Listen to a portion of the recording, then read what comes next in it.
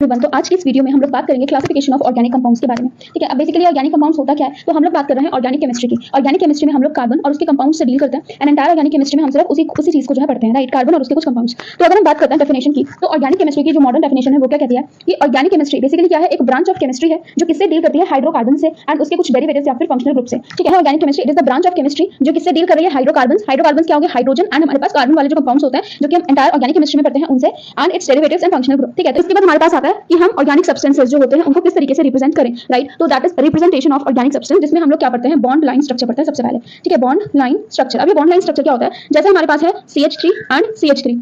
ठीक है, देखो एक चीज आप हमेशा समझ लो कि ये किस तरीके से लिखता है। हम लोग को ना मतलब आप सबसे ज्यादा जो कि स्टार्टिंग से ऑर्गेनिक केमिस्ट्री पढ़ते हैं या जिनका बहुत ही बेसिक ही कंप्लीट नहीं होता या जिनको बहुत ज्यादा बेसिक ही क्लियर नहीं होता है, उनको ये समझ नहीं आता है कि ये हम ऐसे क्यों लिखते हैं, या अगर कोई उनसे बोल दे कि भाई इथेन लिखो, कैसे लिखेंगे, तो वो नहीं लिख पाता है। तो ऐसा क्यों होता है, क्योंकि हमको बेसिक नॉलेज नहीं होती है। ठीक है, मैं आपको बताती हूँ। देखो जो कार्बन होता है, ठीक है, कार्बन को ये 4 वैलेंसीज जो है फिल करनी होती है। ठीक, अब देखो इसमें 3 तो हाइड्रोजन ने कर दी, CH3, तो एक हाइड्रोजन, 2 हाइड्रोजन है, तीसरा हाइड्रोजन, और एक इसके साथ जुड़ गया, दूसरे वाले कार्बन के साथ जुड़ गया, हो गई कंप्लीट। तो ये क्या जो थी इसकी कंप्लीट हो गई। ठीक है, अब यहाँ पे दोबारा से ये एक कार्बन है, इसके पास दोबारा से 4 होंगे, तो अब ये चारों फिल हो जाएंगे, एक हाइड्रोजन, 2 हाइड्रोजन, 3 हाइड्रोजन। तो इसीलिए हम लोग इसको लिखते हैं CH3 एंड हमारे पास में CH3। ठीक है, तो इस तरीके से लिखा जाता है। वहीं पे अगर मैं बात करूं मीथेन की, अब ये इथेन, मीथेन क्या है, दिस इज इथेन। ठीक है, अब ये बेसिकली इथेन और मीथेन है क्या, तो इसको हम फर्दर वीडियोस में देखेंगे, ये हमारे पास क्लासिफिकेशंस में आ जाएगा आगे। और तो हमारे पास अब मीथेन को हम लिखते हैं CH4, जिसमें सिर्फ एक ही कार्बन होता है। ठीक, तो यहाँ पे है कार्बन, कार्बन की होती है 4 वैलेंसी, तो यहाँ पे हो गए 4 हाइड्रोजन, 1 2 3 एंड 4, तो दिस इज कॉल्ड मीथेन। तो कार्बन को अपनी वैलेंसीज को पूरा करना पड़ता है, तो इसलिए यहाँ पर हो गया CH4 and this is 1 carbon, इसलिए मीथेन। अब 2 कार्बन लगाने हैं, तो यहाँ पे अगर हम यहाँ पे लगा देंगे 4 हाइड्रोजन इस तरीके से, तो ये इथेन नहीं बनेगा। क्यों, फिर तो ये इसको फिर 5 वैलेंसीज माननी पड़ेंगे, क्योंकि फिर ये भी तो एक स्ट्रक्चर है, तो इसलिए पॉसिबल नहीं होता है। इसलिए हम इसको किस तरीके से लिखते हैं, CH3 एंड हमारे पास में CH3। ठीक है, तो जिससे कि उसकी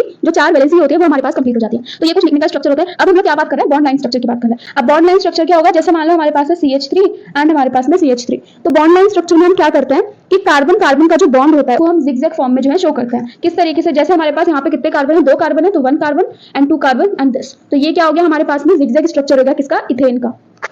उसके बाद अगर हमारे पास आ गया CH3 CH2 CH3, ठीक है, तो इसको हम कैसे लिखेंगे, 1 2 3, 3 कार्बन है, 1 2 एंड 3, तो ये हो गया स्ट्रक्चर। या फिर हम इसको कैसे लिख सकते हैं, 1 2 एंड 3, तो ये हो गया स्ट्रक्चर इस तरीके से। ठीक है, अब ये अभी आप अच्छे से समझ गए होंगे कैसे लिखा। देखो कार्बन की कितनी वैलेंसी है, 4, 1 2 3, 3 कार्बन है, सबके पहले आप वैलेंसीज बना लो। ठीक है, इस तरीके से। अब देखो इन दोनों के बीच में एक एक बॉन्ड, तो ये हो गया, यहाँ पे CH3, यहाँ पे 2 ही हाइड्रोजन लगेंगे, इसलिए यहाँ पे 2 हाइड्रोजन है। ठीक है, ये कंफ्यूजन बहुत ज्यादा होता है कि यहाँ पे क्यों नहीं लगाए 3 हाइड्रोजन, बिकॉज ये दो वैलेंसीज इसने यहाँ से पूरी कर ली। ठीक है, इसलिए 2 हाइड्रोजन है, फिर यहाँ पे इसको 4 वैलेंसी पूरी करनी है, इसलिए यहाँ पे 3 हाइड्रोजन है। तो इस तरीके से हमारे पास होता है रिप्रेजेंटेशन इसमें। ठीक, अब उसके बाद अगर हमें एक और स्ट्रक्चर दे दिया जाए कि इसका जो है बॉन्ड लाइन स्ट्रक्चर बनाओ, सपोज CH2